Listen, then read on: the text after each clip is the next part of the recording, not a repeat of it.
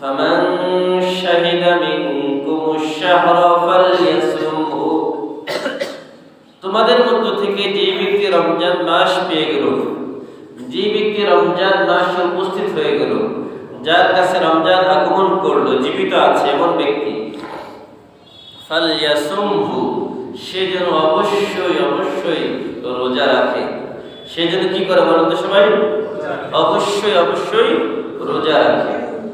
Oman কানা মারিদান আও আলা সাফারিন ফাইদ্দাতুম মিন আইয়ামিন উখর, আর যদি রমজান মাসে কোনো ব্যক্তি অসুস্থ হয়ে যায়, অথবা যদি কোনো ব্যক্তি সফরে থাকে, ভ্রমণে থাকে, মুসাফির অবস্থায় থাকে, ফাইদ্দাতুম মিন আইয়ামিন উখর, তাহলে এই ব্যক্তি রমজানের যেই দিনগুলো অসুস্থ ছিল অথবা যেই দিনগুলো মুসাফির অবস্থায় ভ্রমণে ছিল, ওই দিন ওই রোজাগুলো অন্য কোনো দিন সে রমজানের পরে রেখে দিবে।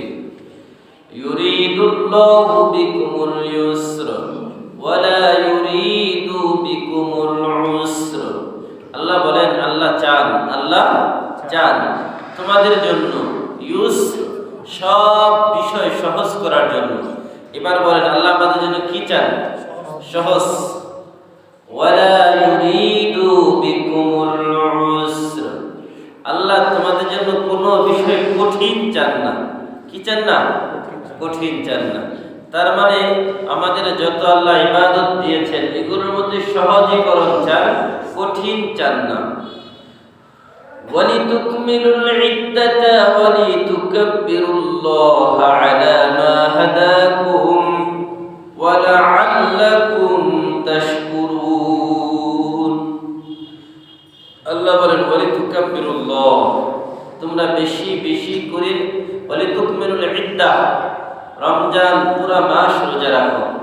রমজানের রোজা 30টা নাকি এক মাস? কি বলেন, 30 নাকি এক মাস? এক মাস। বলেন কয় মাস? 30 বলা যাবে? কারণ কখনো মাস 29-এও হয়। এই জন্য আমাদের এই অজ্ঞতার কারণে আমরা মনে করি রোজা মনে হয় একটা কম হলো। যদি কখনো 29-এ রোজা হয়, আমরা কি মনে করি যে রোজা মনে হয় কম হয়েছে, কিন্তু আসলে কম না। রোজাই মূলত এক মাস। রোজা কয় মাস? সংখ্যা নাকি মাস? মাস। এখন মাস 29-এও হতে পারে, 30-এও হতে পারে। যদি মাস 30 হয় তাহলে রোজাও 30টা হবে, আর যদি মাস 29 হয় তাহলে রোজাও 29টা হবে। ওয়ালিতুকমিলুল ইদ্দাহ, আল্লাহ বলেন তোমরা সংখ্যায় গণনা, মাসের হিসাবে এটা পূর্ণ করো।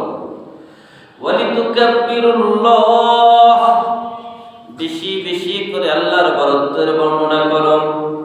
আল্লাহর তাকবীর বলো, সুবহানাল্লাহ ওয়ালহামদুলিল্লাহ ওয়ালা ইলাহা ইল্লাল্লাহ ওয়াল্লাহু আকবার, আল্লাহু আকবার, আল্লাহু আকবার। বেশি করে তাকবীর পড়ো। আলা মা হাদাকুম, ওই বিষয়ে যে বিষয়ে আল্লাহ তোমাদেরকে হেদায়েত দিয়েছেন। ওয়ালা আল্লাকুম তাশকুরুন, এই যে আল্লাহ যে রমজান দিলেন, রমজানের এত গুরুত্ব আমাদেরকে দিলেন, এই রমজান পাওয়ার পরে আল্লাহর শুকরিয়া আদায় করার দরকার আছে না নাই? আল্লাহ বলেন, যেহেতু রমজান পেয়ে গেছো, ওয়ালা আল্লাকুম তাশকুরুন, এবার তোমরা আল্লাহর শুকরিয়া আদায় করো। বলেন সুবহানাল্লাহ।